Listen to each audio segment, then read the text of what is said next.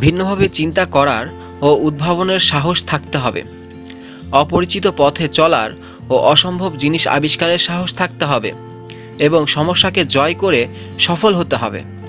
এ সকল মহান গুণের দ্বারা তরুণদের চালিত হতে হবে।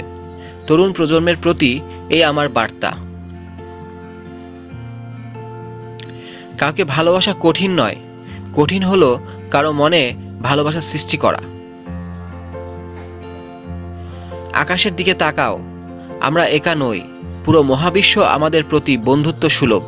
যারা স্বপ্ন দেখে এবং কাজ করে শুধুমাত্র তাদেরকেই শ্রেষ্ঠতা দেওয়ার জন্য চক্রান্তে লিপ্ত এই বিশ্ব।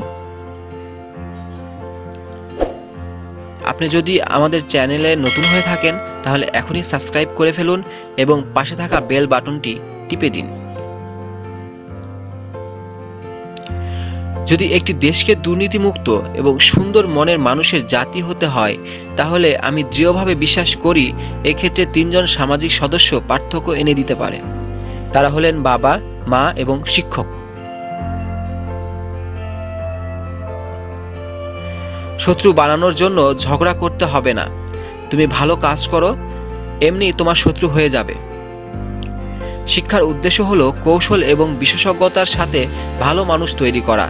একমাত্র শিক্ষকরাই পারে এরকম মানুষ তৈরি করতে।